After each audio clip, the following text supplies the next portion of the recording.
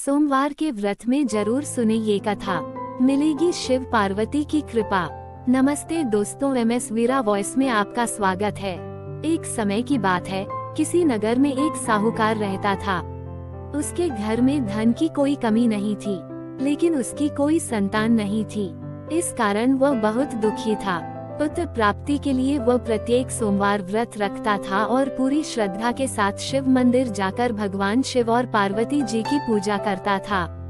उसकी भक्ति देखकर एक दिन मां पार्वती प्रसन्न हो गईं और भगवान शिव से उस साहूकार की मनोकामना पूर्ण करने का आग्रह किया।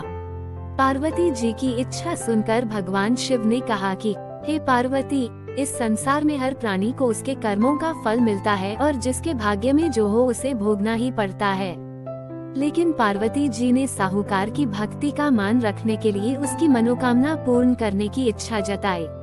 माता पार्वती के आग्रह पर शिवजी ने साहूकार को पुत्र प्राप्ति का वरदान तो दिया, लेकिन साथ ही यह भी कहा कि उसके बालक की आयु केवल 12 वर्ष होगी। माता पार्वती और भगवान शिव की बातचीत को साहूकार सुन रहा था।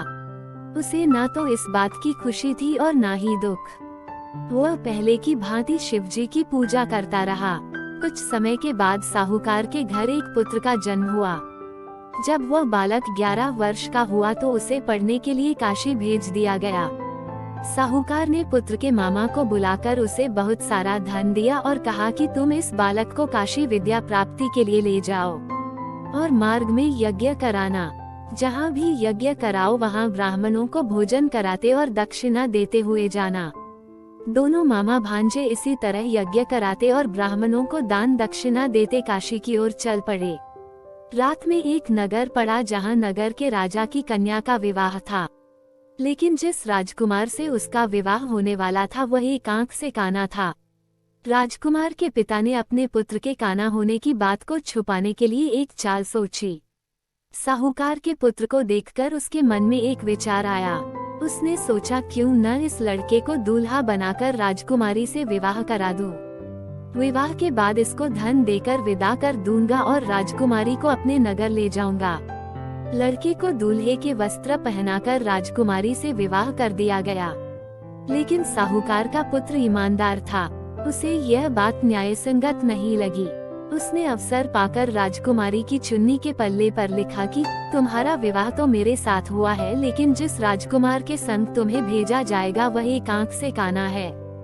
मैं तो काशी पढ़ने जा रहा हूँ। जब राजकुमारी ने चुन्नी पर लिखी बातें पढ़ी तो उसने अपने माता पिता को ये बात बताई।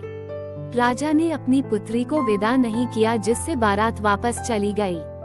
दूसरी ओर साहूकार का लड़का और उसका मामा काशी पहुँचे और वहां जाकर उन्होंने यज्ञ किया। जिस दिन लड़के की आयु 12 साल की हुई उसी दिन यज्ञ रखा गया। लड़के ने अपने मामा से कहा कि मेरी तबीयत कुछ ठीक नहीं है।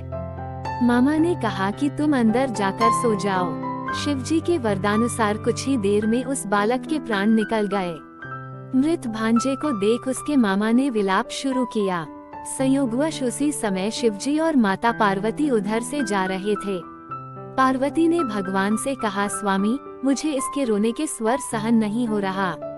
आप इस व्यक्ति के कष्ट को अवश्य दूर करें। जब शिवजी मृत बालक के समीप गए तो वह बोले कि यह उसी साहूकार का पुत्र है जिसे मैंने 12 वर्ष की आयु का वरदान दिया। अब इसकी आयु पूरी हो चुकी है। लेकिन मातृभाव से विभोर माता पार्वती ने कहा कि हे महादेव, आप इस बालक को और आयु देने की कृपा करें, अन्यथा इसके वियोग में इसके माता पिता भी तड़प तड़प कर मर जाएंगे। माता पार्वती के आग्रह पर भगवान शिव ने उस लड़के को जीवित होने का वरदान दिया। शिवजी की कृपा से वह लड़का जीवित हो गया। शिक्षा समाप्त करके लड़का मामा के साथ अपने नगर की ओर चल दिया। दोनों चलते हुए उसी नगर में पहुँचे जहां उसका विवाह हुआ था। उस नगर में भी उन्होंने यज्ञ का आयोजन किया। उस लड़के के ससुर ने उसे पहचान लिया और महल में ले जाकर उसकी खातिरदारी की और अपनी पुत्री को विदा किया। इधर साहूकार और उसकी पत्नी भूखे प्यासे रहकर बेटे की प्रतीक्षा कर रहे थे। उन्होंने प्रण कर रखा था कि यदि उन्हें अपने बेटे की मृत्यु का समाचार मिला तो वह भी प्राण त्याग देंगे। परंतु अपने बेटे के जीवित होने का समाचार पाकर वह बेहद प्रसन्न हुए। उसी रात भगवान शिव ने व्यापारी के स्वप्न में आकर कहा, हे श्रेष्ठी, मैंने तेरे सोमवार के व्रत करने और व्रत कथा सुनने से प्रसन्न होकर तेरे पुत्र को लंबी आयु प्रदान की है।